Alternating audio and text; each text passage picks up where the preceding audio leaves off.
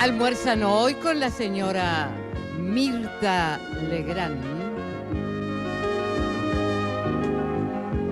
el señor Juan Gasparini, periodista.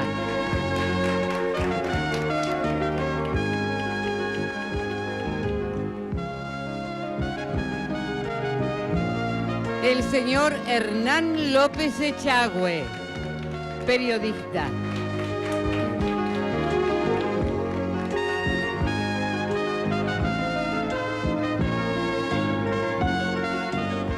El doctor Ricardo Moner Sanz, abogado.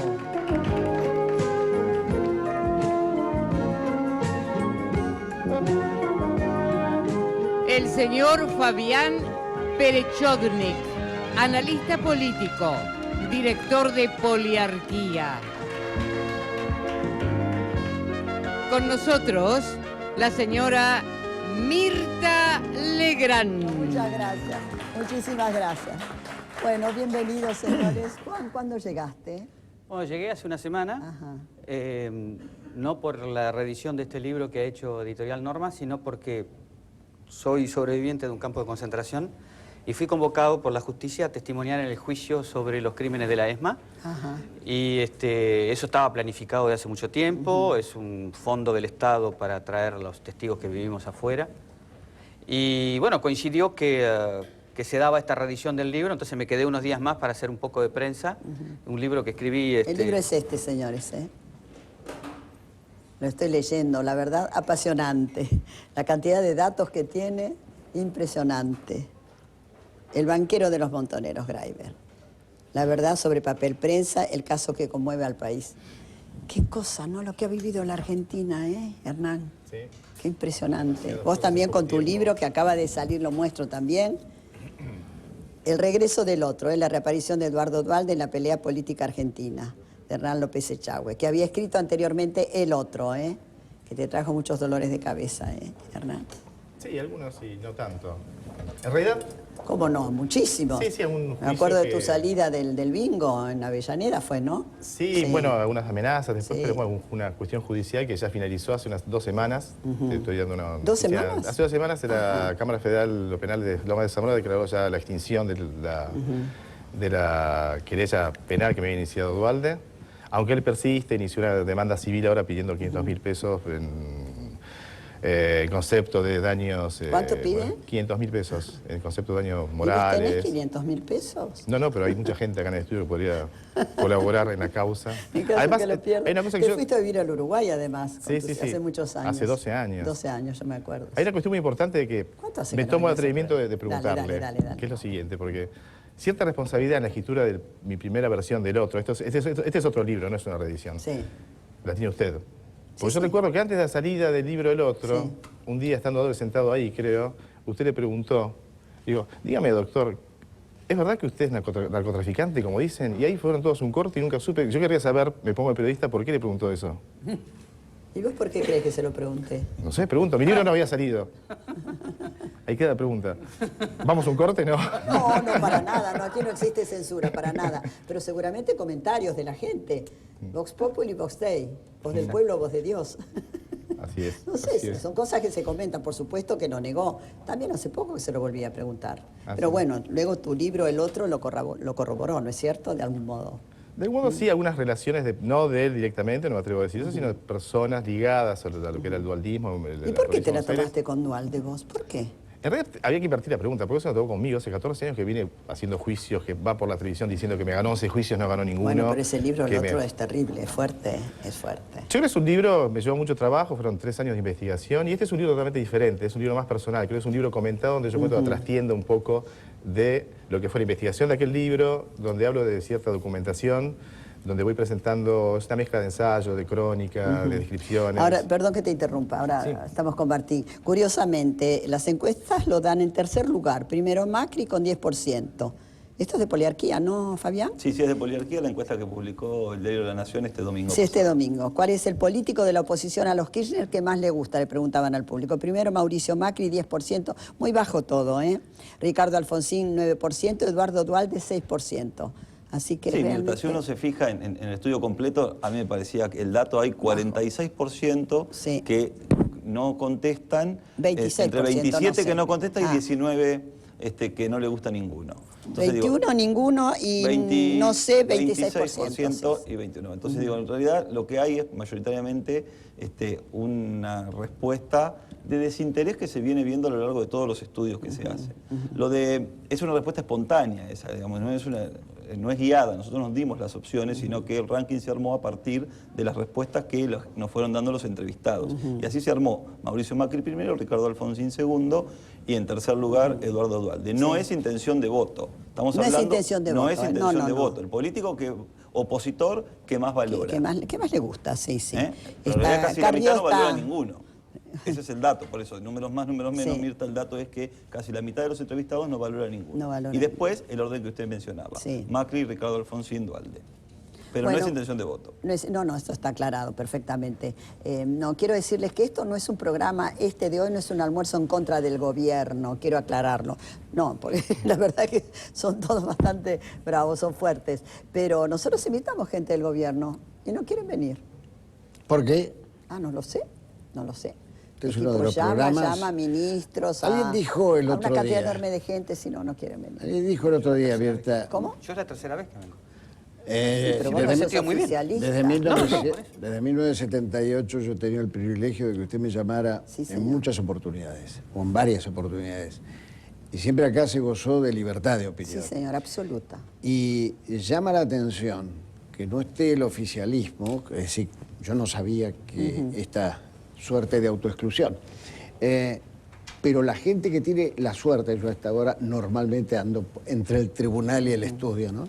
De verla permanentemente, sostiene que este es el único programa político en el aire, de cara al aire. No, yo hablo por otros, y importa que no sea mi opinión, sino la opinión de otros, ¿no?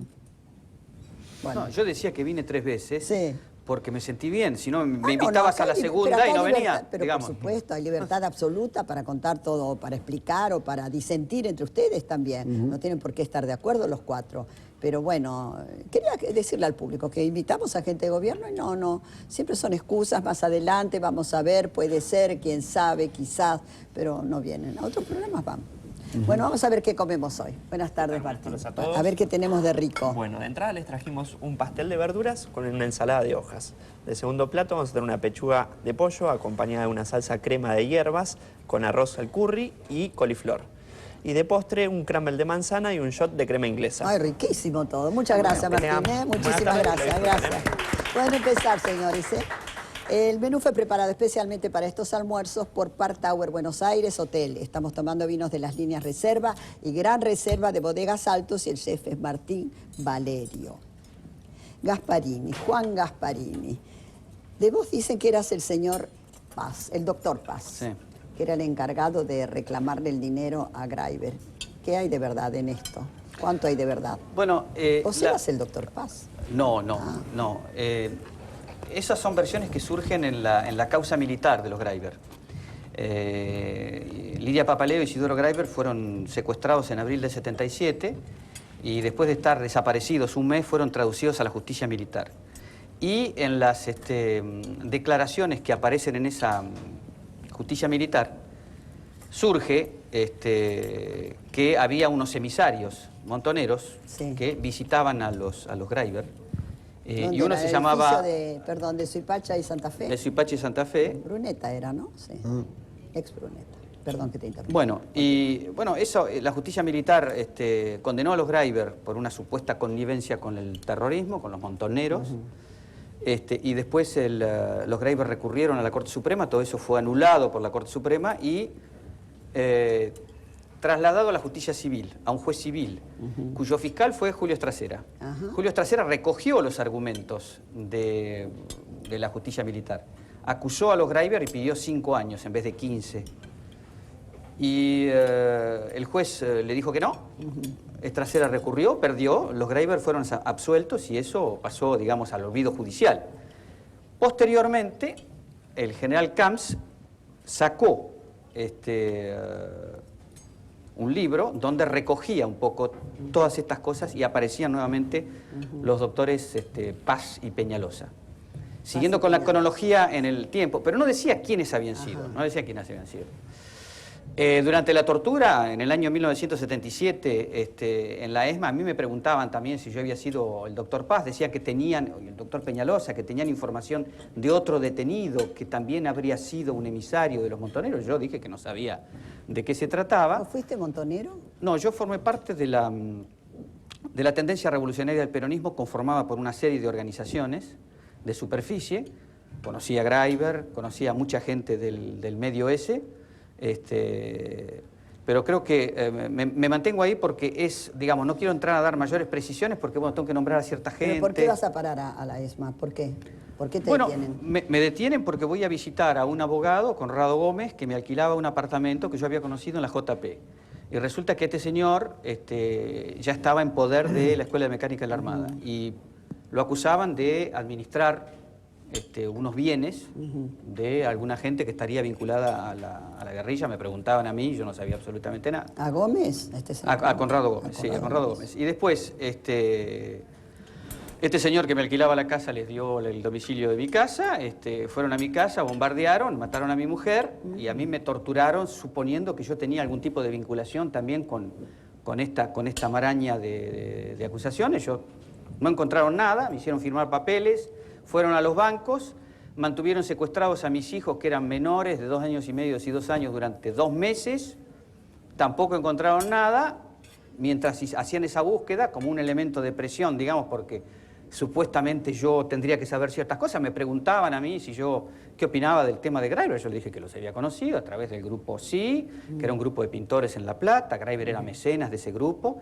Él estaba fascinado con toda la gente que venía de la izquierda del peronismo. A mí me parecía fascinante que un tipo con tanta plata se interesara por un sector político que corría riesgos y quería hacer la revolución en la Argentina. Bueno, y después a mí me liberaron. Yo llegué a Suiza, pedí el asilo político y dije esto mismo, o sea que yo formaba parte de este sector del peronismo, me dieron el asilo y después yo hice una tesis de doctorado sobre el enfrentamiento entre la guerrilla argentina y las Fuerzas Armadas. Y remanentes de la documentación que consulté para esa tesis dio origen a este libro de David Greiber. Pero esa tesis tuvo un correlato en un libro que yo publiqué en 1988 en la Argentina, que se llama Montonero Final de Cuentas, que es el libro sobre la derrota de la guerrilla en la Argentina, donde conté el interrogatorio. Es decir, que no es una cosa que yo ahora digo que no tenía absolutamente nada que ver. Ahora, ¿qué pasó? Yo creo que es una supuesta verdad falsamente admitida por mí, que nunca le he admitido, porque esto surge por las biografías de Videla y de Timerman, donde las autoras toman lo de General Camps y ahí por primera vez dan nombres concretamente, y me implican a mí. Yo no iba a hacer querellas contra estas autoras, pero yo nunca lo admití. Y cuando volvió a surgir esto ahora, yo hablé con Clarín, hablé con Noticias, y le preguntaron a Patricia Bullrich si ella lo había dicho, y ella se rectificó. Y para mí... Esto salió en Noticias el último fin de semana, que desmiente haber sido miembro de Montoneros. ¿Quería decir algo, doctor Manuel Sanz? Usted hace un momento, es decir, antes creo de salir al aire. De salir al aire, hizo mérito del trabajo periodístico de Joaquín Morales Solá, que yo también vi anoche. ¿Vos lo viste? No, leí el texto que salió hoy en La Nación, que supongo que es el mismo. Sí. Porque... Desmintió desde Londres, ¿eh? Sí. A la señora Paparella. Si yo le adjudico algún mérito a ese trabajo periodístico es la serenidad con que Joaquín le fue haciendo preguntas y la seguridad serena de Isidoro Greiber, hermano de David, sobre ciertas cosas, y el dato que yo no conocía de cómo se tiene que firmar un día antes, todos en libertad, el tema de la transferencia de acciones de papel prensa, ¿no? Con lo cual se desmonta algo que además en la Argentina se reflota 34 años después en una operación un poco curiosa, porque más allá de las investigaciones de Juan, a quien uno conoce hace mucho tiempo, a mí me parece que el oportunismo no deja de ser un ingrediente en todo esto, ¿no? Y yo soy un hombre que no tengo nada que ver con las empresas, sino con mi conciencia, ¿no? Perdón, Habla de oportunismo perdón, ¿puedo usted? comentar una cosa? Sí. Porque creo que hay, digamos, brindarle una cuota de, me atrevo a decir incluso dignidad o veracidad a lo que diga Morales Solá me parece un poco exagerado. Morales Solá fue el escriba de la dictadura durante años. ¿Fue qué cosa? Escriba de la dictadura. Fue un hombre que creció en Clarín durante la dictadura. Fue un hombre que, corroboradamente, era quien celebró la llegada del general Bussi a Tucumán, cosa que no pudo desmentir jamás. Yo tuve un debate con él a través de cartas, donde él dejó de responder, había muchas pruebas, estaba Marcos Taire que también lo corroboró. Es decir, un hombre que fue escriba de la dictadura, un hombre que fue escriba de la dictadura, que esté tratando de hablar de la dictadura con cierta objetividad, me suena bastante inverosímil a mí, honestamente. ¿Vos Lo digo en este escuchaste caso. lo de anoche? Porque a mí no me yo interesa Morales Solá no Morales lo veo. Solá. Sí, pero el Me dato me interesa parece que la es respuesta Solá. del Lo entrevistado. importante es la respuesta de importante Greiber, es en lo que dice Isidoro, Isidoro no. Greiber. Porque no es Esto una es- crónica de Morales Solá que podría entrar en un cuestionamiento. Digo, En los puntualmente- tiempos del proceso, por suerte para los argentinos, esta mesa existía. ¿Y nosotros podemos decir que Mirta Legrand era procesista? No, por favor. Es distinto un almuerzo, discúlpame, pero que una persona que alaba la llegada de Bussi al gobierno diciendo que llega la claridad a Tucumán, por ejemplo, cuando Tucumán, como bien dice, nunca más fue el campo de ensayo de una metodología terrorista que después se aplicó al resto del país. Fui abogado de Lo que Tomás celebró Eloy eso- Martínez, así que yo conozco muy bien. Lo único que tienen en común Tomás Eloy Martínez y Morales Solá es que son tucumanos. El resto que no tiene nada que ver. Pero para volver a esto, Sí. digamos, Mercedes Sosa también. los Después voy a hablar con encuentros, Fabián también. la aparición de... Yo trabajé en la época, efectivamente, de la Y dictadura, acá pero no hubo- trabajé para los militares. Sin ninguna duda. Que quede Que- perfectamente No, claro. Y pero como creo- yo, muchos colegas y Mirta, todos los que hacíamos creo televisión. que quedó muy Sí, claro que lo quede que acabo de perfectamente decir, claro. ¿eh? No, porque después hay programas No. adictos al gobierno que te cargan y te No, dan no, y no, dan no, y dan. no. Injustamente. y Sin ninguna mintiendo. duda. Por eso hice la diferencia, ¿no? Para finalizar esto del doctor Paz, Sí, que me sí. preguntaba, doctor Peñalosa, en el libro están, porque como estaban en la justicia militar, en la documentación, yo he leído las declaraciones de Greiber y Lidia Papaleo, etcétera, etcétera, y eso aparece en el libro. Yo he recogido, según la versión de Isidoro Greiber, y lo que yo pude recoger entrevistando a montoneros, que hubo 3 encuentros de los montoneros con Lidia Papaleo y... los 3 con Lidia Papaleo, y en uno de ellos estuvo Isidoro Greiber. Ajá. Pero son, digamos, encuentros. Uno es cuando lo matan a David Greiber, que es la hipótesis que yo exploro en el libro. ¿Lo mata la CIA? Lo matan, bueno, los servicios de inteligencia americanos, que fue un poco el elemento que me Vamos hizo a explicarle lanzarme. al público cómo muere, porque no todo el mundo está al tanto. Viajando de New York a Acapulco era precisamente, ¿no es cierto? En un avión, cae el avión y, bueno, muere. En un avión privado, En un avión efectivamente. privado, sí.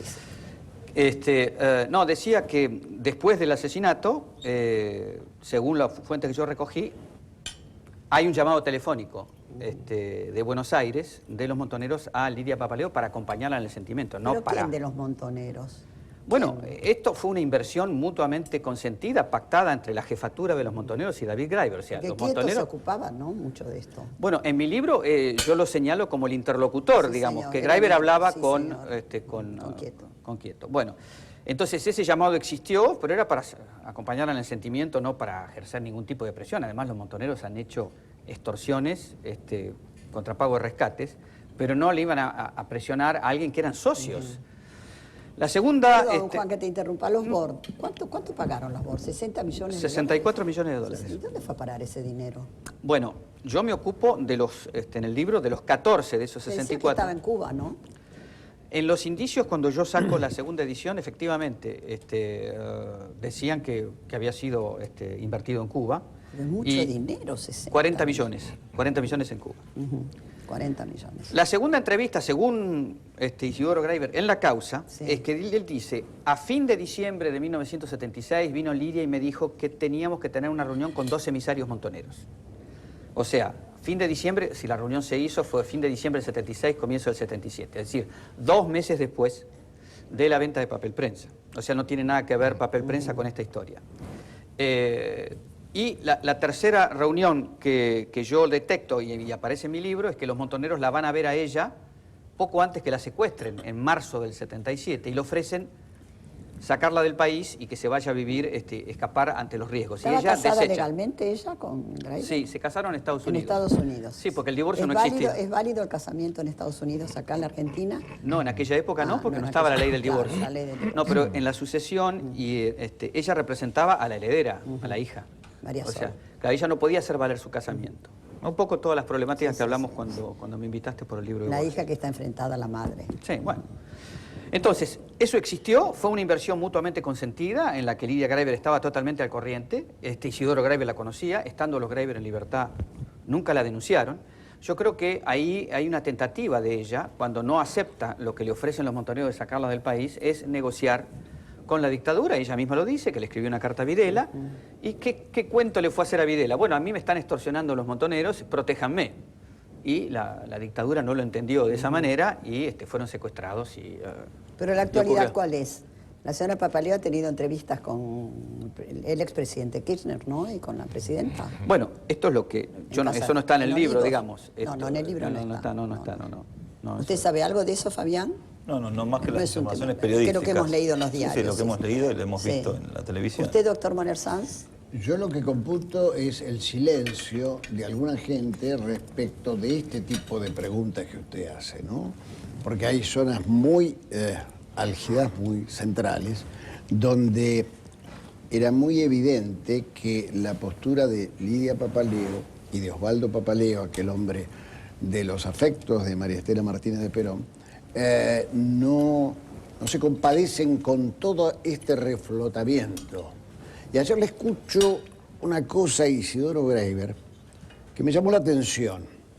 Él dice, sí, se la tomaron con papel prensa, pero ojo, nosotros teníamos el banco de Hurlingham, el banco tal y banco tal. ¿Por qué esos temas no ingresan como delito de lesa humanidad, ¿no? Y la verdad es que es un interrogante que yo no he sabido contestármelo, ¿no? Y bueno, es contra Clarín todo, evidente. Esto es evidente. Contra papel prensa. Juan Gasparini ha escrito varias veces en Clarín, así que y uno lo ha seguido con mucha atención. Además, alguna vez me ha facilitado alguna información entre Siemens y electroingeniería, ¿no? Sí. Y sabemos qué es lo que significa electroingeniería hoy en la Argentina, ¿no? Moraleja... Es una empresa que trabaja para el gobierno, ¿no es cierto? Con el gobierno. Sí, con el gobierno. Y digamos, y se apropia de bastantes medios, ¿no? No, se apropia no, a lo mejor los compra. Pero... Compró Radio del Plata, ¿no? Por ejemplo, y algunas otras más. Y en este tipo de circunstancias, a uno lo que llama la atención es el grito a destiempo. Sin hacer parangón, hay un hombre que consigue el refugio en la Argentina, el grave problema internacional con Chile. Ese proceso se inicia, esa actuación administrativa en el 2004. Mirta Legrand, la ley de procedimientos administrativos es muy clara en el sentido de cómo, planteada una cuestión administrativa, es menester resolverla bajo el principio de celeridad. ¿Por qué en el 2010 esto se resuelve? Y se resuelve con esta cosa donde el caballero Timerman me parece que está sobregirado, ¿no? ¿Y ustedes qué opinan sobre el silencio con respecto a la toma de tribunales y de la Corte Suprema por la señora Bonafini? ¿Vos qué opinas, Hernán? Que el gobierno se haya silenciado, no se haya manifestado ni a favor ni en contra. Ha sido muy delicado, muy grave, ¿no? No, yo creo que se ha ido de boca, como suele decirse Bonafini. Como ha ocurrido varias veces con ella, ¿no? Al mismo tiempo, el gobierno está pidiendo a Irán que les devuelvan iraníes que aparentemente intervinieron, ¿no? En el caso de Lamia. Vuelvo al tema de... Pero lo no que me hay pareció reciprocidad por parte de en los eso, medios, ¿no? lo que me pareció, yo estaba en Uruguay, confieso, no pude verlo acá. Me estoy refiriendo a Chile en este momento, hablaba con respecto a Pero Chile. volviendo a lo de tribunales, yo lo vi por televisión prácticamente y me enteré después leyendo los medios por internet. Pero lo que me llamó mucho la atención es la cantidad de gente que había ahí Sí. y que los medios, por ese infeliz dicho de Eve Bonafini, que los tuvo a veces y que, bueno, se haya, digamos, dejado de lado la importancia de esa movilización. Yo no sé si esté viviendo en ¿Pero fue Buenos Aires, espontáneo? hubiese ido- ¿Vos crees que fue espontáneo? Yo creo que sí, sí, sí. Estaba lleno de Tenemos- micros la 9 de julio, todo estaba lleno de micros. Bueno, que yo habían conozco llevado mucha gente que viaja en micros y no, digamos, y que son cosas se consiguen los micros. No son, lo que se quiso decir, por ejemplo, yo leí una crónica de La Nación, creo que fue de Clarín, donde una persona de manera muy clara decía que al regresar al micro a cada uno se da 70 pesos en la mano. Siempre, acá hay una especie de temor, creo yo, lo veo, hablando desde quien lo ve un poco desde afuera, más allá que soy argentino y de hace 12 años que vivo allá, pero bueno, voy y vengo. Hay un temor a la movilización, hay un temor a la intemperie.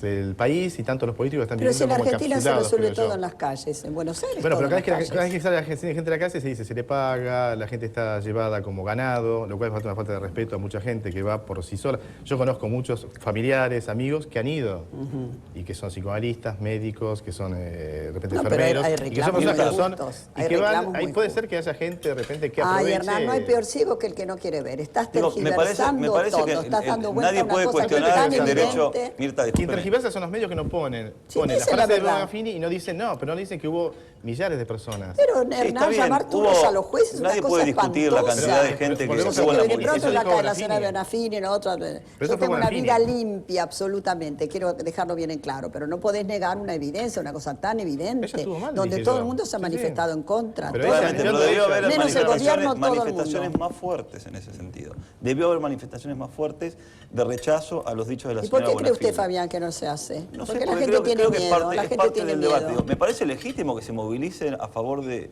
la ley de medios los que estén de acuerdo. Sí. Digamos, no es la cuestión discutir eso, no es la cuestión. Lo que me parece que quedó en el centro del debate y se trató después de correr son los dichos de la señora Bonafini. Digo, la señora Bonafini, uno puede coincidir o no con ella, tiene una trayectoria en el tema de los derechos humanos que es innegable. Digamos, eso de ninguna manera está en Eso duda. no se Pero discute, puntualmente eso no lo se que discute. dijo sobre la cuestión de los jueces y la cuestión, me parece que eso en alguna medida, eso no ayuda a mejorar la calidad de la democracia. En ninguna medida Cerrito lo ayuda. Córdoba es el lugar Pero donde ¿sabe yo... que yo me pregunto, ¿influye todo esto? Yo no sé si influye. La señora que nos está viendo ahora en un barrio aledaño de Buenos Aires, en Gran Buenos Aires, ¿sabrá de qué estamos hablando? Mire, si, Creo también que no, hablábamos creo que no, antes, porque digo, se habla de hay como dos punto. planos, hay como dos planos muy marcados, ¿no? Ahora estoy con usted, doctor. Usted mismo la planteaba cuando empezó hablando de los resultados de la encuesta. Digo. Sí. Yo siempre digo que hay dos planos. Uno es el de la opinión informada, entre comillas, que formamos todos más o menos los que seguimos las cosas, los periodistas, los comunicadores, los políticos, los empresarios y alguna gente que tiene interés en estas cosas y las sigue. Y a algunos que luego- le importa la corrupción. y a algunos que le importan ciertos temas, doctor. Por supuesto, la corrupción puede ser uno de ellos. Pero después está la opinión pública en general, que tiene otras preocupaciones y otros problemas, las cosas más cotidianas. Y que presta atención a las cuestiones que tienen que ver con la política de las instituciones, podemos hacer un análisis sobre eso también, más cuando se acercan los procesos electorales y esos planos se superponen. Pero todas estas cosas tan puntuales, a veces es grave y preocupante, pero es parte de la realidad. No hay un seguimiento sistemático de estas cosas en la mayoría de la opinión pública. A la gente no le importa. Le importa que no los maten ahora. estamos- Hoy Tienen día, otras ¿qué es lo que le preocupaciones importa? que tienen más que ver con las cosas de todos Costo los de días. vida y que no los maten, es lo Frente a, más la, importante. frente a la pregunta central de No, usted, que no Nada, mate los quién. delincuentes. Frente a la ¿quiénes pregunta matan? central, Los asesinos, Mirta. los delincuentes, los ladrones, los... tengo mi estudio en Cerrito y Córdoba. Sí. Por tanto, soy el espectador privilegiado de cuánta manifestación Sí. se produce y de cuánta cantidad de micros a veces no pueden estacionar en esa zona, aun cuando muchos de ellos no vienen llenos. Pero el tema central es así, a mi modo de ver, para el sector llamado progresista, desde mi punto y personal punto de vista, este es el gobierno civil más reaccionario que hemos tenido en la distancia entre ricos y pobres, en el desamparo de los jubilados, etcétera, etcétera. Bueno, pero si alguna cosa le quedaba a ese sector equívoco llamado el progresismo, era nosotros designamos una buena corte. Se decía hasta el otro día donde un hombre del Ejecutivo dijo, para esto no designamos a esta corte. Es verdad, sí, sí. Entonces, ese señor no sabe lo que es las autoridades de gobierno, no sabe lo que es la Constitución Nacional, que es tan autoridad, segunda parte de la Constitución Nacional, como el Poder Ejecutivo y como el Poder Legislativo. El lío que ahora se tiene, y que es mucho más importante que el desboque me parece, de Eve, donde coincido en todo caso en el mal gusto, es lo que después vi grabadamente, la sonrisa complaciente de varios funcionarios. Y al día siguiente, ella decía, yo estoy casi seguro que muchos que me dieron la mano y que me abrazaron, ahora deben estar arrepentidos de haberme abrazado y de haberme dado la mano, ¿no? Este es Estaba tema el director central. del Confer entre ellos, ¿no? Entre Tenés ellos. más Confer, tiene otro nombre ahora. Sí, ahora tiene otro Sí, nombre. sí, claro. sí, sí. Así que... Fabián, ¿y cómo se hacen las encuestas? Lo llamo Fabián porque su apellido no es fácil. No, llámeme Fabián, no hay problema, yo la llamo Mirta, si usted me permite. Pero sí, Legrand es fácil, no es lo mismo. Pereyotnik, ¿lo estoy diciendo bien? Sí, ¿De qué perfecto. origen es? Es polaco. Polaco, me imaginé. ¿Cómo se hace una encuesta? ¿Los políticos les pagan a ustedes? Bueno, parte de los clientes son Son dirigentes abonados, políticos claro. que tienen interés en conocer Claro. su estado frente a la opinión pública, posicionarse frente a campañas o saber cómo están siendo percibidos por medidas o para candidaturas. Le hago esta pregunta porque a veces yo leo que les da mayoría a un candidato a otro y dice, claro, porque está con fulano, con Poliarquía, con Mengano, con el otro, con Julio Aurelio, tantas encuestadoras que hay, ¿no? Pero no. Bueno, pero a ver. No hay una cosa es tendencia, o sea, que ustedes un no se político vuelcan. o un empresario Sí. o una organización o un gobierno en, Sí. en sus distintos niveles contrate una encuesta y otra cosa es que contrate un resultado, Mirta. Digamos, son clientes y está bien. Claro, claro. Digo, de la misma manera que usted trabaja para un medio y da su posición. Sí. Entonces, También guste o los no, digo, canales le no pagan nos a contratan Ibope, por ejemplo, no nos y no contratan da un mayoría a quien resultado. paga más. Digo, Sí. por lo menos yo hablo por lo que conozco, que es Poliarquía. Contratan un estudio. En realidad, el estudio, lo que hace una encuesta, releva el estado de la opinión pública.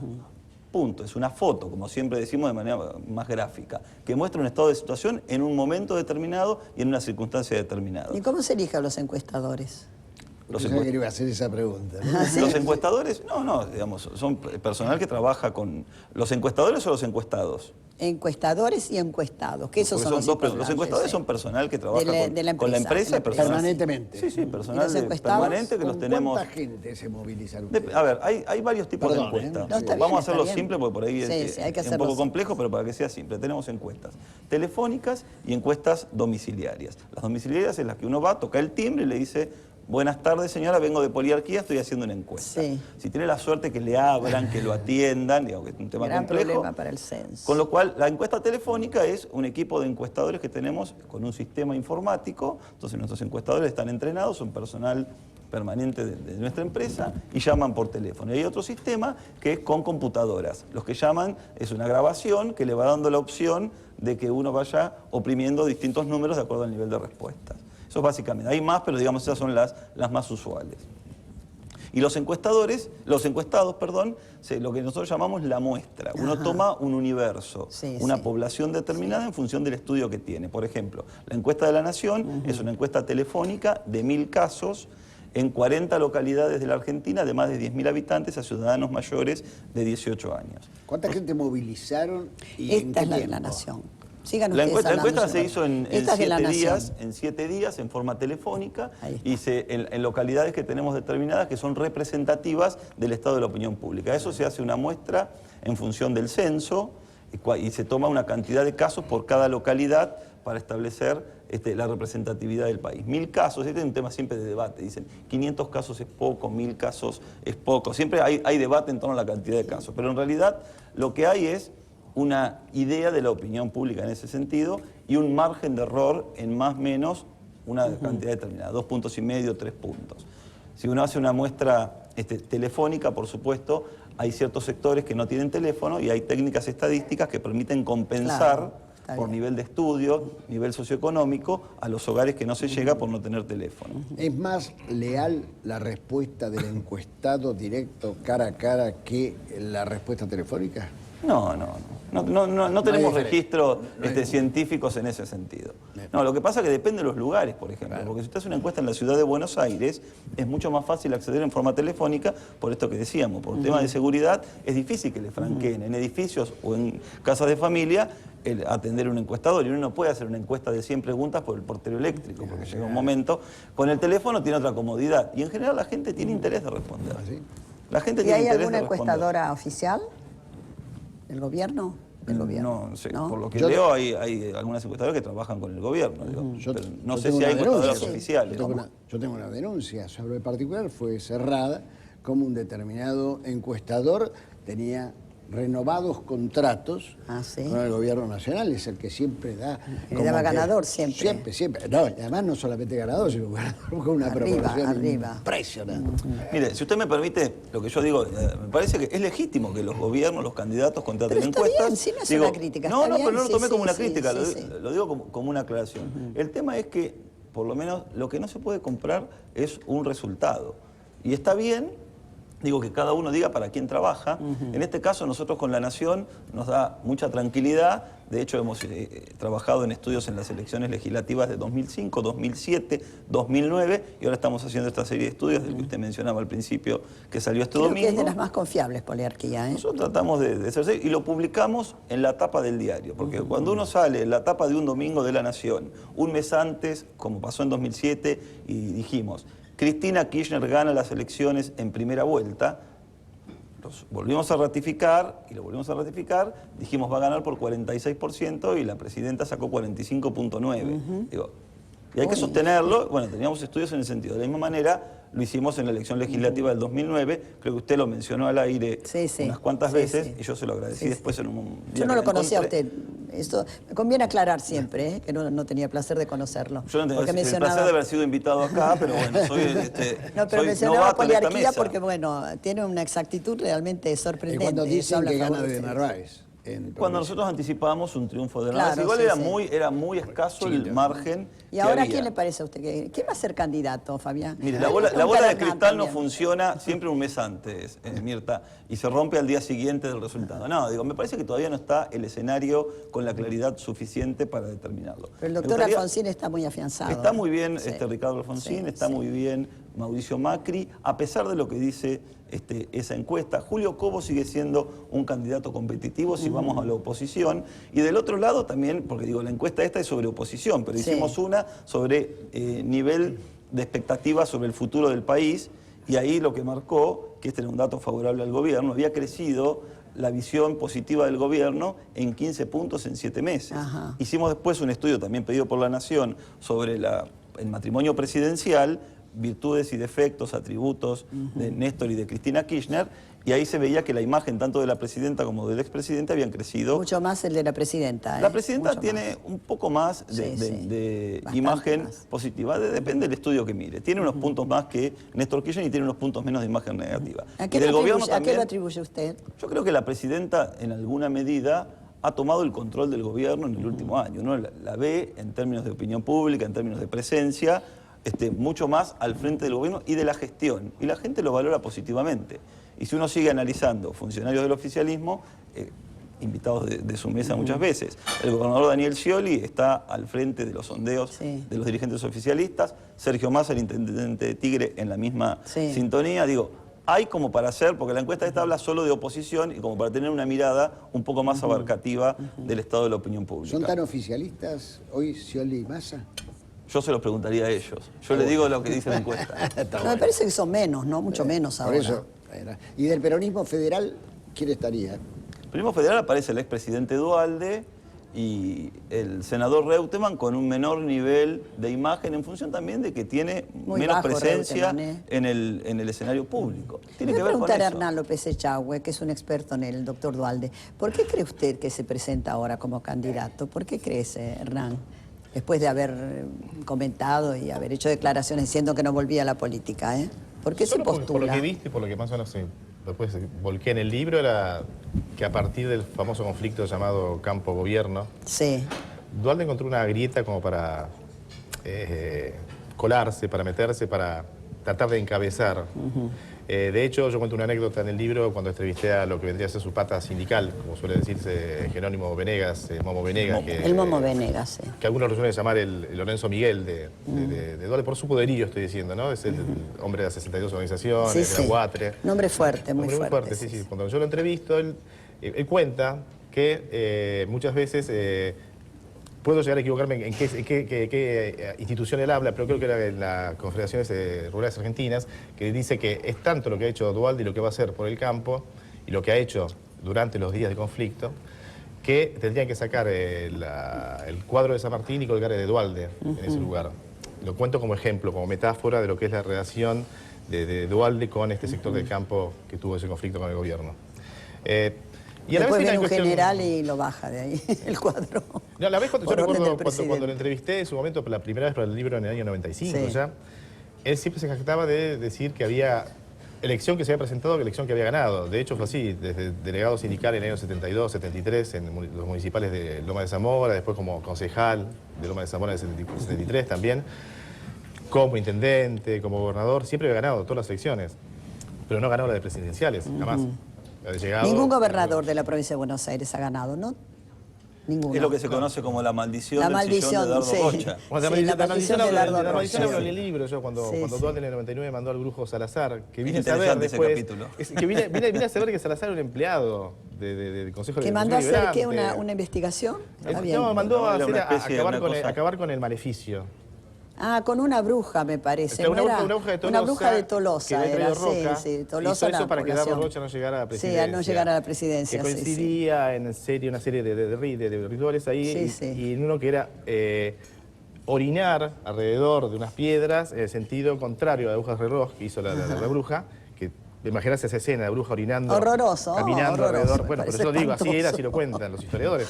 Y él, Duhalde, mandó en el 99 a Salazar que vine a saber que era un empleado Sí, municipal, que lo llamaron porque él hacía cosas, tenía, no sé, contactos ectoplasmáticos con seres, no sé con qué personas. Hacer lo contrario, es decir, orinar en el sentido... Sí, si pueden Pero- hacer silencio aquí detrás, por favor. Y ahí, bueno, quemó unas cenizas, unos troncos, la ceniza se esparció, hizo ese cerrito, descorcharon unas botellas de champán ahí, todos brindaron. Y cuando, bueno, perdió Duhalde las elecciones del 99, dijo que el viento y las cenizas habían estado en contra, pero después dijo que su profecía se había cumplido tarde, Hernán, un te voy poco a más tarde, preguntar. en el 2002, perdón, pero Qué rico. por otras razones, olor que ¿no? tiene esto. Tiene curry, me parece. Sí, qué Sí, rico. tiene muy buen Te voy a perfume. preguntar, Hernán López Echagüe. Vos lo acusaste al doctor Duhalde de estar relacionado con la droga. ¿Aportaste alguna prueba alguna vez? Yo no lo acusé directamente a él, insisto, como comenzó el programa, que yo decía, personas allegadas a él, personas que están en su entorno, y bueno, esas pruebas sí las presenté, se llamaron a declarar personas. El problema que hubo es que cuando él me inicia el juicio, se me piden los testigos y el doctor Manuel Santos debe saber mejor que yo, como es eso yo no entendía, que yo debería presentar el nombre del testigo y las 3 preguntas o 4 que se van a formular, y después el juez decide si se puede formular más, ¿no? Entonces, incluso entre los testigos estaba usted, que era para preguntarle eso, ¿por qué usted había dicho que Duhalde era narcotraficante? Pero bueno, al final de los Recién 45 me entero, testigos, mira usted. no, pero los 45 testigos me dejaron los 6 primeros.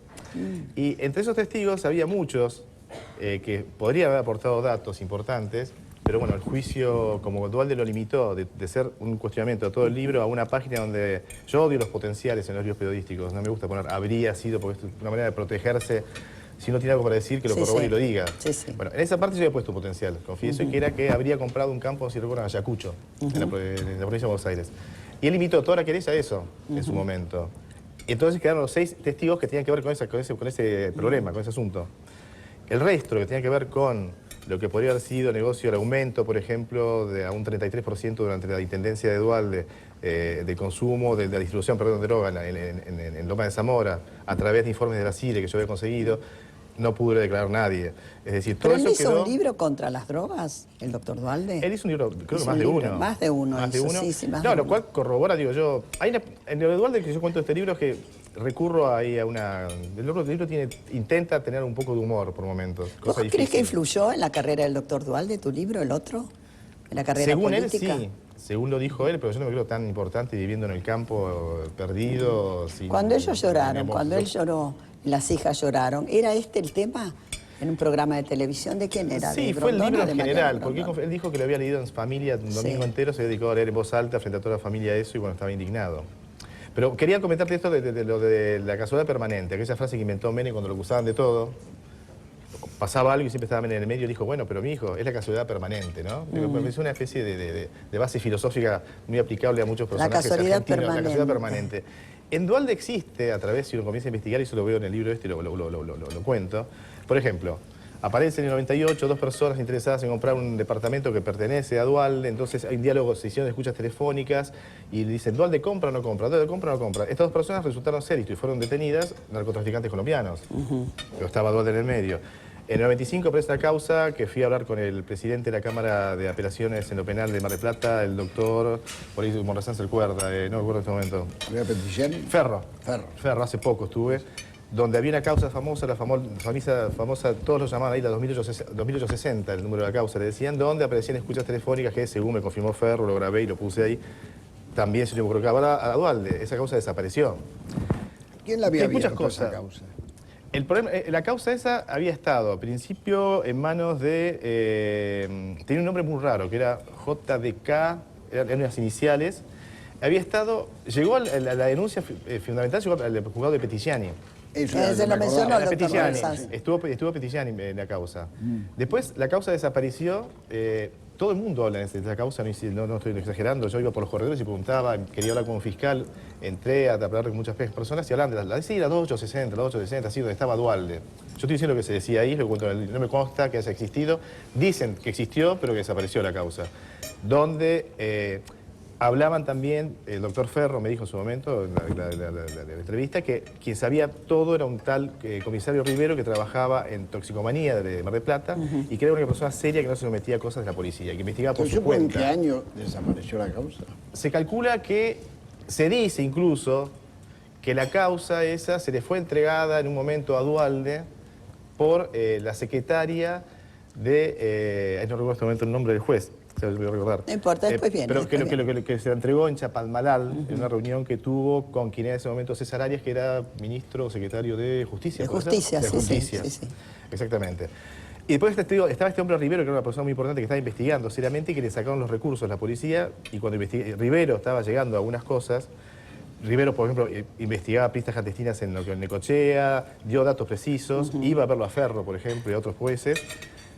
La policía decide en ese momento quién era el encargado de toxicomanía, el comisario Cloxic, que después fue jefe de la policía de Duhalde. Lo saca de ahí y lo manda de Mar del Plata a Trenquelauquen. Trenquelauquen lo manda después a otra ciudad, no se me acuerdo, una ciudad, un pueblo pequeño de la provincia de Buenos Aires. Yo traté de ubicarlo, me volví loco, creo que nunca investigué un nombre tanto como ahora, porque era la persona que tenía los datos. ¿Y no llegaste a saber cuál era? Busqué todos los Riveros de la guía, hablé con millones de personas, amigos de todos lados. Me dijeron que está alcohólico y muy mal el hombre, quedó muy mal por todos los datos que tenía y algo atemorizado por todo eso. Desde la teoría, cuando una causa desaparece, el juzgado o la Cámara tiene que rehacerla. ¿Se rehizo esa causa? No, que hasta donde yo sepa, no. Y eso que yo he hablado, porque después esa causa ¿Cuándo también... hablaste con Ferro la última vez? Y hablé en mayo de este año. Le quería preguntar al doctor Morazán. Iba a averiguar más sobre el tema, justamente, por eso, por la reapertura. Tiene una presentación en... No, iba a preguntar al doctor Monerzás, ¿qué pasa con las denuncias que usted hace? El promedio de... ¿Prosperan o no? No, el promedio de avance es penoso. Es decir, yo creo que hay una de las varias, más allá del patrimonio, del matrimonio y otras varias, hay una muy significativa de los últimos días y que no sé por qué no ha trascendido en los medios escritos. En un momento determinado, por allá por febrero de este año, principio de marzo, la Presidenta de la República dice: hay jueces que cobran por la libertad de los detenidos. Entonces, dicho así, me dije, un funcionario público, y el presidente o la presidenta lo es, tiene la obligación de hacer la denuncia, sea por sí, sea por un subordinado de ella. Entonces, en el sorteo de la investigación le tocó a la jueza Servini de Cubría a la investigación esta. Y el fiscal Federico Delgado dice, voy a impulsar la investigación. Y pídasele referencias por vía de un requerimiento, por un oficio, a la Presidenta de la República. Resulta ser Radio Pasillo, porque una de las barbaridades que subsisten es que el que promueve la acción no tiene derecho a revisar el expediente. Esto alguna vez lo hemos hablado contigo. Y lo cierto es que no le contesta a la Presidenta, a una jueza. Entonces, 2 o 3 meses después, se siente la obligación, Servini, de requerir esta información. Tampoco le contesta la Presidenta de la Nación a una jueza. ¿Qué decide la jueza? Archivar el expediente. Federico Delgado ha apelado. El tema está en la Sala 1 de la Cámara Federal. Apelado diciendo, acá falta investigación. Porque fíjense que podría estar juntamente con el posible encubrimiento, por no haber dicho los nombres de esos jueces, el tema de la desobediencia, ¿no? Es decir, la jueza tiene jurisdicción aún sobre la Presidenta de la República para este tipo de cosas. Grave como simbología, Mirta Legrand, de este tipo de cosas, ¿no? Que están sucediendo, le podría decir que muchas otras más también, ¿no? Ahí terminó. No, son 58. Estaba leyendo No, son 58. Qué sé yo. La causa Jaime la inicio yo, la causa debido y el manejo de los dineros en la obra pública. Pero esas continúan, esas causas. Sí, continúan. A un ritmo que no es el de mi paladar, pero quizá uno sea demasiado... ¿Le gusta el juez Ollarvide a usted? El de la sentencia express para algunas cosas y el de la molicie que le ha llamado la atención la Cámara Federal por no fijar fecha para una indagatoria en una de las determinadas causas. ¿Cuál ha sido una sentencia express? 158%. Donde allí, ¿Qué porcentaje? en un año, Sí. el matrimonio apenas incrementó 158%. Claro, el enriquecimiento, sí. Sí. Yo había hecho la del año anterior y me sumé a esta. Y lo curiosísimo es que admitió como válida la opinión del contador particular del matrimonio. Esto Majul lo desarrolla bastante bien. Y lo cierto es también que los fiscales que estaban obligados a apelar este tipo de cosas se quedaron quietitos, ¿no? ¿Y ustedes qué opinan del caso con Chile? Las relaciones actuales están muy tirantes, ¿eh? Bueno, llámelo a Timerman, que tiene un lenguaje tan florido como hablar de la payasada y desconocer quién es el senador. Sí. Dijo que era una payasada, ¿no? Además se invierte el criterio que siempre hemos tenido en materia de derechos humanos y en los cuales hemos puesto la carrocería todo lo que pudimos.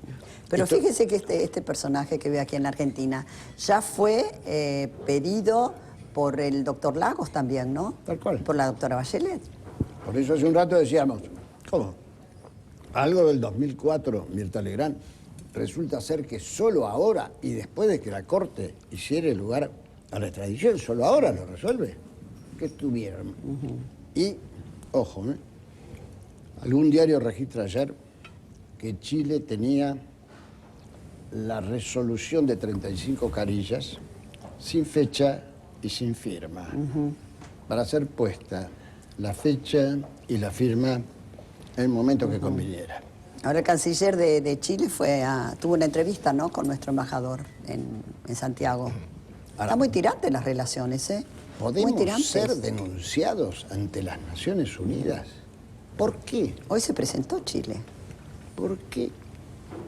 Es decir, ¿por qué comemos estos problemas? Es decir... Y repito, Argentina está demandando y pidiendo que claro, lo de Irán. Lo de Irán, los iraníes, claro. La contradicción es evidente.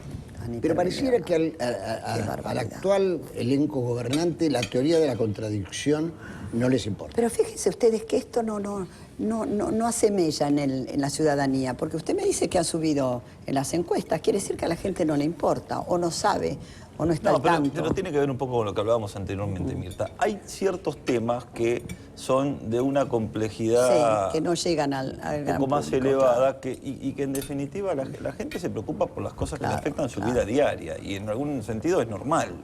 Digo, esto puede tener un impacto en las relaciones internacionales, sueldo. Fíjese si usted pero lee no los tiene diarios. en la vida de la señora que está en su casa, que Sí, está mirando ahora, seguramente el terrorista puede tener algún impacto a la larga en la relación Me iba bilateral a con comentar Chile. cómo ha subido la venta de automóviles, es impresionante, impresionante. Los temas que obviamente mueven de alguna manera el amperímetro, como decimos, tienen que ver con la inseguridad, tienen que ver con las cuestiones económicas, desempleo, tienen que ver con el consumo, tienen que ver con las cosas que afectan, salarios, por supuesto, la vida cotidiana de la gente. Y después, volvemos a decir lo mismo, cerca de los procesos electorales se empieza a mirar con un poco más de detalle. Por eso tampoco podemos tomar hoy todas estas cuestiones que estamos haciendo electorales como definitorias en un año para adelante. ¿Por qué dice usted aumento el costo de vida si yo leo lo de INDEC y no hay tal cosa?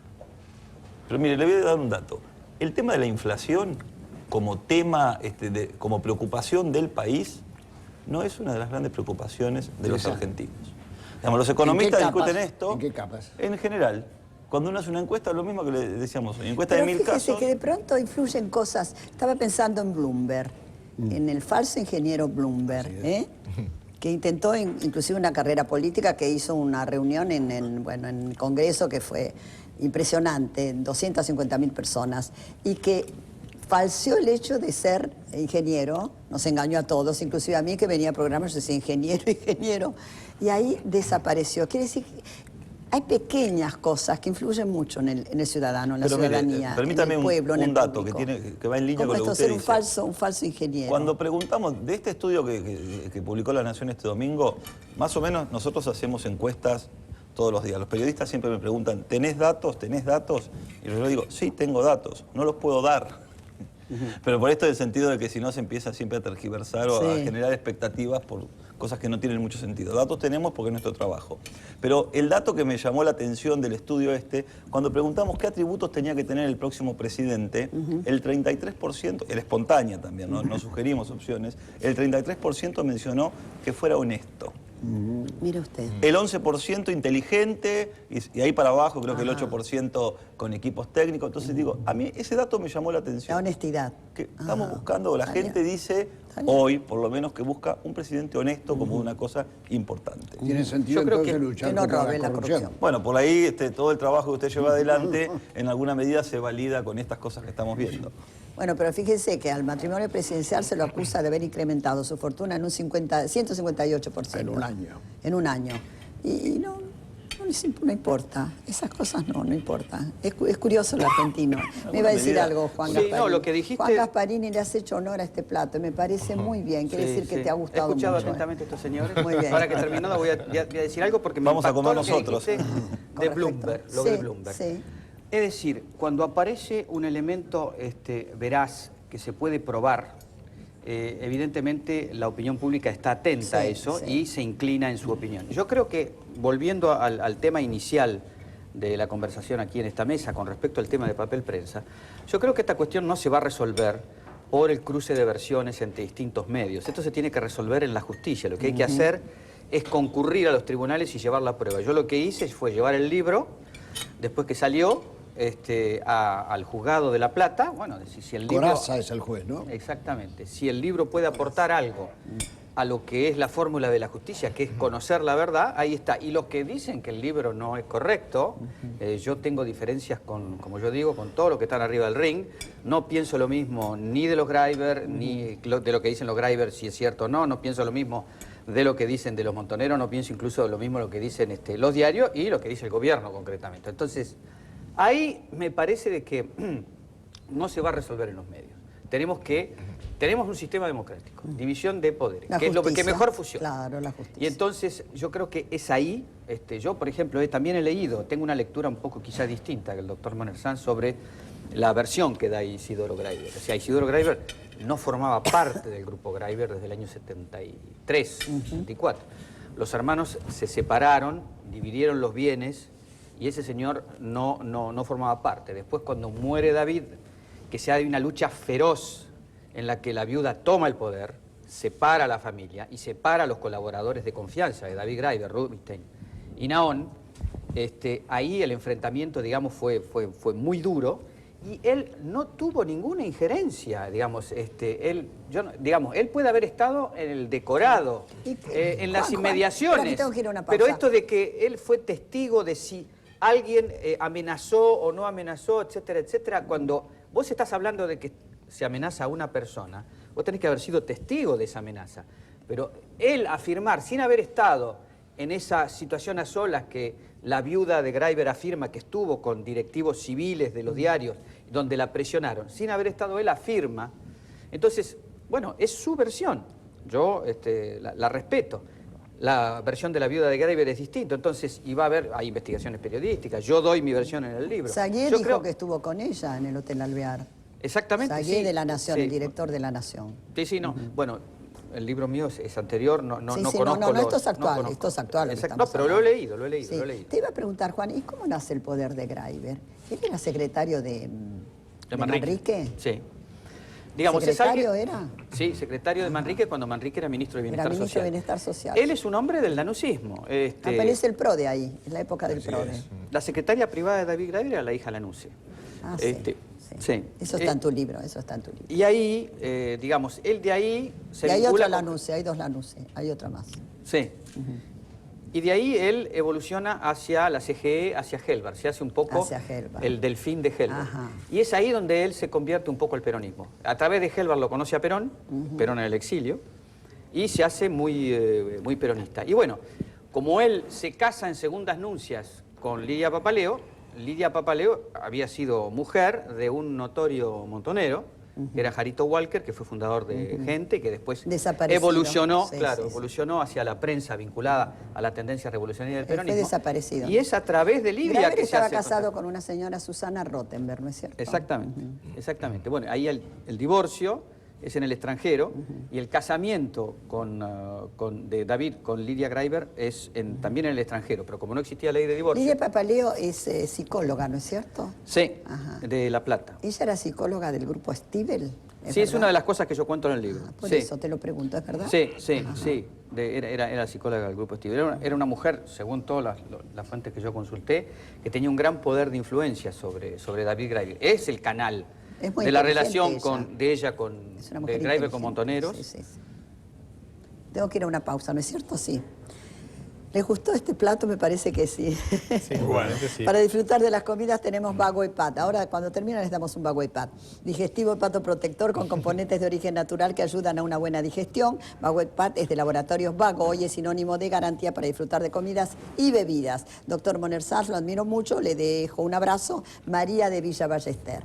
Dejan los teléfonos, son auténticos los llamados. Mirta, la mesa de hoy es excelente y de un gran nivel. Marta de Temperley. Bueno, muchas gracias, Marta.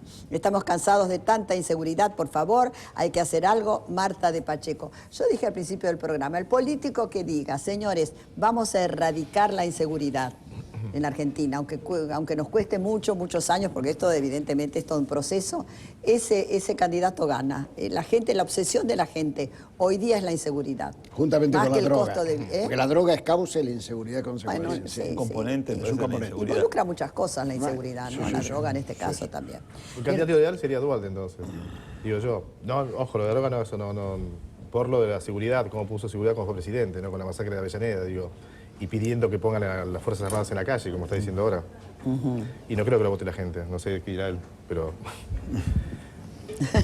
Son medidas extremas, ¿no? Si no es dualdista él para nada. No, él como encuestó, Para nada. como, perdón, no sé cómo se puede decir. Mirta, la mesa- ¿Cuál es el oficio, la profesión, cómo se llama? Mirta, la mesa de hoy es muy inteligente. Hombre, Un que beso se y encuentra. felicitaciones, Mónica, de Congreso.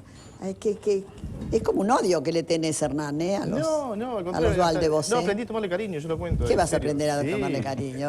No me quieras. Una persona, no, es una persona... No me quieras tanto. Él no Nos me vamos quiere. a la pausa, señores, y volvemos enseguida. Ya estamos de vuelta. Quédese ahí. Bueno, ¿y cómo termina el tema papel prensa, Juan Gasparini? Bueno, primero yo lo que quiero decir es que la iniciativa del gobierno me parece saludable. Existió en la Argentina el Nunca Más, donde se establecieron las responsabilidades de los militares. Quedó la asignatura pendiente de las complicidades civiles. Del campo de concentración donde yo soy sobreviviente, está calculado el botín de guerra. porque ¿Cuál sé era que- tu campo de concentración? La ESMA. La ESMA. Está calculado en 70 millones de dólares. Es decir, te sacaban la ropa, el lavador, la casa, ¿A los quién muebles. conociste ahí? ¿Con quién estabas? ¿Te acuerdas? Ah, no, el grupo del 77-78, el Tigre Acosta, Ricardo Cavallo, Astiz, Rolón. No, que estaban en Fernet. tu misma condición, quiero decir. Ah, sí, bueno, estaba la periodista Lila Pastoriza, después estaba Martín Gras, que trabaja ¿La actualmente. Rostito estaba ahí? No, ¿no? Sí, ahí Ah, sí, estaba yo Rostito. conté, cuando la envenenaron en enero del 78. ¿A Norma Rostito? Ah, sí. Sí, bueno, se calcula que por ahí pasaron alrededor de 5.000 personas, y se ha hecho un cálculo de un botín de 70 millones de dólares. Ellos no se querían quedar con los objetos, lo que querían era revender esos objetos para quedarse con el dinero. Y esto es un poco lo mismo, digamos. Entonces me parece que había una asignatura pendiente, que son las complicidades civiles. Y el informe del gobierno es un informe de la administración del Estado, que pueden hacer cosas que nosotros los periodistas no podemos hacer. Es decir, llegar a una cierta información de los aparatos del Estado. Y ese informe, bueno, se ha traducido en una querella que ha sido presentada a un órgano judicial y entonces se tiene que estimar ahora si efectivamente existe la complicidad de personajes civiles vinculados a los 3 diarios con la dictadura militar y si la imputación, digamos, que circula de que evidentemente hay o partícipes necesarios o complicidad, está sostenida y bueno, y es ahí donde se va a resolver, vuelvo al argumento anterior, pero me parece que es saludable porque esa asignatura pendiente había quedado, digamos, sin resolver. Él nunca más resolvió una parte del problema y yo creo que esto apunta a resolver esta otra cosa que no estaba resuelta. Cuando vos decís que hay una disidencia tuya respecto al gobierno, a la postura del gobierno en esto, ¿la podría sintetizar? Sí, bueno, digamos, el gobierno compra a libro cerrado la versión de Lidia Papaleo, que para mí no se compadece con la verdad. Es decir, acá no hubo extorsión de los montoneros al grupo Greiber, no hubo presiones, eran amigos, tenían un pacto político que fracasó. Greiber confió en los montoneros confiaron en Greiber y fueron barridos por la dictadura militar y eso se terminó. No había dinero por el cual presionar, digamos, concretamente. Y lo que quiso hacer Lidia Papaleo era ponerse en víctima de los montoneros y ir con un cuento a Videla de que la estaban persiguiendo. Entonces, comprar a libro cerrado esa versión, a mí me parece que no es una decisión política correcta. Yo Pero creo según que... he leído, Lidia Papaleo también le habían diagnosticado una enfermedad muy seria, ¿no? Muy seria, mortal o terminal en el caso de ella. Sí. Y cuando descubrió que no, que sobrevivía... no, ella le había sacado todos los bienes, le había entregado todos los bienes a la hija. Cuando descubre que no, que tiene sobrevida, intenta recuperar sus bienes. Y ahí es donde se produce el enfrentamiento con su madre, ¿no? Sí, con María bueno, Sol. ellos fueron indemnizados por el gobierno de Alfonsín, después que fueron absueltos por la justicia civil de la 80 democracia. millones le dieron, 80 millones. 84 millones de dólares, es 84 decir millones de que dólares. ahí estaba el dinero Sí, de Greiber, sí, sí. porque se había dicho que Greiber se había escapado, que no había Sí, perecido sí. en ese accidente o que no lo habían asesinado como yo Sí. sostengo, etcétera, etcétera, y que como los judíos son avaros, este señor se había ido con el dinero, dejando a la familia a merced de la represión. Bueno, cuando vino la investigación, después que se normalizó el país y se analizaron los bienes, efectivamente el dinero estaba en el país. Lo que hay que entender de Greiber es que el poder financiero, que es lo que yo he investigado, 2 bancos en la Argentina, 2 bancos en Nueva York, un banco en Bélgica, un banco en Israel. Ese poder financiero servía para financiar el proyecto industrial e inmobiliario de ellos en la Argentina. Y El eso iba... Bristol Center de Mar del Plata es Exactamente. de él. Es de él. Es de él. Que nunca Es se de él. terminó, quedó siempre Exactamente, inconcluso. quedó ¿Se trunco acuerdan después. frente al casino? Un edificio enorme, que es horrible, queda espantoso ahí. Sí, siempre en el centro de la ciudad la desmerece muchísimo. Si hubo presión, fíjese lo que va a ocurrir, lo que podría ocurrir. Se decretaría la nulidad del traspaso. Entonces los Greiber, o sus herederos, recibirían nuevamente papel prensa. Esto no lo ha dicho el gobierno, no se ha analizado todavía. Desde el punto de vista jurídico, traería un nudo espectacular. ¿Y para qué quiere el gobierno papel prensa? Porque quiere que otros no lo tengan. El gobierno define muchas políticas porque no para el otro, no porque sí para ellos. Y además porque... Vamos a explicarle al público que papel prensa es el papel de los diarios. Claro. Quiere decir que de ese modo, bueno, ellos Sí, fue un proyecto de indicarían sustitutivo. a quién sí, quién no. ¿No? Así Lo mismo es. que hacen con los avisos, Así es. en televisión y en radio. Era la joya reina de Greiber. La laja reina, claro. Exactamente. Sí. Y ¿Por qué eso- pensás que lo reflotan ahora? Bueno, yo hago periodismo, digamos, más que nada sobre los hechos y la verdad que el tema de las intencionalidades no las tengo muy en cuenta. Que las víctimas, digamos, que las víctimas decidan testimoniar, no se les puede pedir una agenda determinada a la víctima. Es decir, vos vivís una situación traumática de represión, salís en libertad y a los 15 días tenés que testimoniar. Yo creo que el aspecto de la víctima yo lo respeto, pero difiero con el testimonio de la víctima, digamos. Yo pienso que efectivamente hubo una presión de la dictadura, que eso está en mi libro, para que entregaran papel prensa en esas condiciones y a esas personas concretamente. Lo que no existía en la época que yo escribí el libro es lo que se agrega ahora. Es decir, que en esas presiones, además, contribuyeron personajes civiles de los diarios. Eso no estaba en la época que yo hice el libro, porque, Mirta, yo lo hice en 1990. Sí. O sea, he agregado un prefacio para darle una contextualización, pero digamos que hubo presión de la dictadura, la hubo, y que formó parte de un plan que tenía la dictadura a partir de un asesoramiento que pidieron a una empresa norteamericana para cómo hacer para mejorar la imagen de la dictadura. Una gran empresa americana, y le dijo, bueno, lo que tienen que conseguir ustedes son una prensa adicta, diarios adictos, que hablen bien de ustedes concretamente, porque ustedes no tienen buena imagen.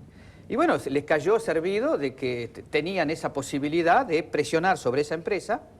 ¿Por qué? Porque vos le decapitás a la multinacional Graiver la cabeza, como esa multinacional era gobernada por un señor que tenía una conducción unipersonal, se produce una situación de iliquidez, y sobre esa situación de iliquidez presionás para que en la legalidad se produzca el traspaso. Los diarios no se iban a prestar a recibir una empresa entregada por personas que estaban secuestradas en la ilegalidad. Entonces, por eso yo pienso de que hay, en lo que se llama en psicología, la construcción del dilema.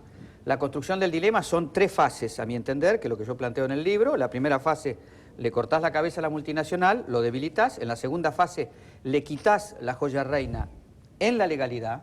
Y después, cuando no querés más respetar las reglas republicanas, bueno, lo secuestrás a los Graiver y le sacás el resto concretamente. Pero esas 3 etapas están mutuamente vinculadas entre sí. Y ahí es la diferencia que yo tengo con Mañeto, porque Mañeto lo ha dicho y está en el diario Perfil, su testimonio ante su personal, donde dijo, acá hubo 2 etapas desconectadas entre sí. Bueno, yo tengo mi versión, el señor Mañeto ha dado la suya, etcétera, pero no lo vamos a resolver entre nosotros, vuelvo a insistir, hay que aportar las pruebas que uno tiene para que sea la justicia la Vamos a decir que los diarios eran Nación, Clarín y La Razón, ¿eh?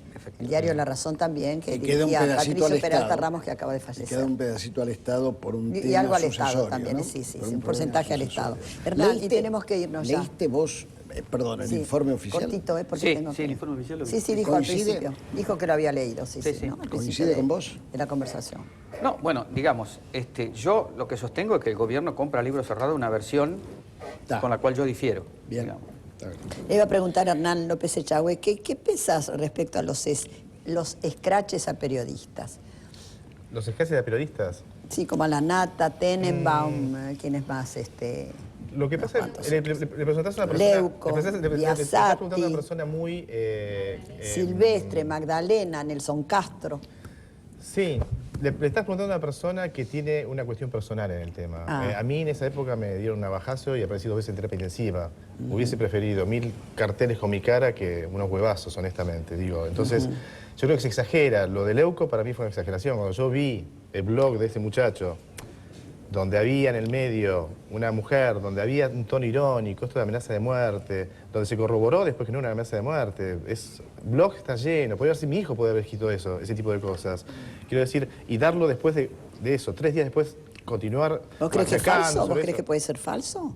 Es una ironía, es una ironía. Yo, en realidad, como dice mi compañera Laura, yo quiero ser Agustina, la chica que es el botín de juego de este Carrasco y del productor de Leuco. En realidad... Eso es decir, entro con una metralleta. Yo he escrito cosas así en mi vida, pero 1000 veces. Que yo diga de repente en un correo a alguien, no vayas con este hombre porque yo te mato. Es una manera de decir, es un blog. Es una cosa personal donde no lo noto tanto. Lo veo a Leuco, a quien conocí, con quien mantuve conferencias que se hicieron por el interior del país, que es debe ser una muy buena persona, que para mí está equivocada en algunos aspectos en la apreciación de la realidad, pero que está exagerando este tipo de amenazas, creo. Hernán, ¿a vos te parece normal este enfrentamiento de parte del gobierno con ciertos periodistas? Y tomar parte por unos o por otros. ¿Vos no crees que es un enfrentamiento? ¿Se produce un enfrentamiento entre los argentinos? Yo creo que hay una cuestión que yo lo veo, cuando lo veo de Uruguay, y lo comento mientras esas cosas cuando uno vive en el campo, tiene la radio prendida todo el día, ¿no? Sí. Y yo escucho, digo, ¿quién está hablando? ¿Quién es este tipo? Y es un dirigente político, que habla con los términos, me cago en esto, que esto y que el otro. Después viene un periodista que también dice, no... pero está bien, pero vivimos en una democracia, permita que los otros decir, este hombre es vengativo, es un golpeador, ¿y quién es? Si viene a vos hablando del presidente. Hay ciertos criterios para hablar, cuando vos tenés cómo comprobarlo. A mí me dicen, comprobá esto de Duhalde. Yo jamás dije que Duhalde es narcotraficante. Yo digo que tiene un círculo de personas. Ahora, decir, no, es un chanta, como él me dijo que yo era un delincuente. Digo, hay ciertas terminologías, se ha perdido un poco el rumbo en el lenguaje. Hay, yo creo que pero en tu libro anterior muy... había una acusación, si mal no recuerdo, de un personaje muy importante que muere en una moto, ¿no? De Alberto Bujía, sí, sí. Bujía era el apellido, en un accidente aparentemente sí, pero volviendo a lo de ahora, yo lo escucho, me asombra escuchar a personas, pero también me asombra de repente escuchar cómo habla Timerman, digo. Como me asombra también cómo habla de repente, yo qué sé, funcionarios, gente de la oposición, escuchar los discursos de Biolcati, a los gritos. Hay una cuestión acá se ha desbocado la cosa, digo yo, donde la palabra perdida, hay una especie de palabra deshabitada. O sea, la palabra en sí ha perdido sentido. Pero hay demasiado enfrentamiento. Hay demasiado Mirta, cuando uno se fija no es en bueno términos de eso. opinión pública, la gente, y mira las figuras que son mejor valoradas, más allá de que siempre hay segmentos y no se puede generalizar, pero en términos mayoritarios, la gente quiere dirigentes políticos, sociales, periodistas, más calmos, con más diálogo, más desestresados. Hay demasiada crispación. La Argentina eso está se ve. crispada. Yo lo veo de Y afuera. eso no es saludable, no es bueno. No. Muy crispado. La denostación del otro. Sí, sí. Hay un No te lenguaje tiene- que están al borde del pecado. Sí. Es decir, me hace acordar mucho el periodo 74-75, previo a la irrupción de las 3A, etcétera, Sí, sí, etcétera, sí. de un nivel que yo no me acuerdo. Yo, por Y ejemplo, de eso tengo no se diferencias. vuelve, no se vuelve No, de ¿y eso. sabes quién tiene razón al final? Vamos a pensar que tiene razón. Tengo que ir Aldo a Rico, vivir, chicos, cuando tengo Aldo que Rico que terminar. decía, la duda es la jactancia de los intelectuales. O sea, no se puede dudar acá. Yo no estoy ni con uno ni con otros. Trato de vivir independientemente y de escribir de manera independiente. Entonces, cuando yo comento algo de uno, vos estás con aquellos. O estás con nosotros. No puedo estar con nadie. Al menos conmigo, con mis cosas. No, Digo, pero A mí me es gustó imposible. Darín después que ganó el Oscar, cuando Sí. le preguntaban sobre el gobierno Sí. argentino y dijo una cosa muy sensata. Dice, hay cosas que hace el gobierno que me parecen bien, Sí. pero cuando digo y lo critico al gobierno me dicen que soy trosco, sojero, etcétera, etcétera. Dice, no hemos aprendido nada del pasado. Me parece una reflexión con mucho sentido común, que hay que salir de este clima de crispación. Yo tengo diferencias sobre el comportamiento, qué sé yo, como fiscal de Estrasera, pero nunca voy a decir que es, no sé, como lo han acusado de ser un Bueno, yo inservible, viví no sé. la primera presidencia de Perón, que fue muy brava también, ¿eh? Fue terrible. Gente que se exilió, que se tuvo que ir en mi ambiente, en mi gremio, ¿no? Muchos artistas que tuvieron que emigrar a otros países porque no les permitían trabajar.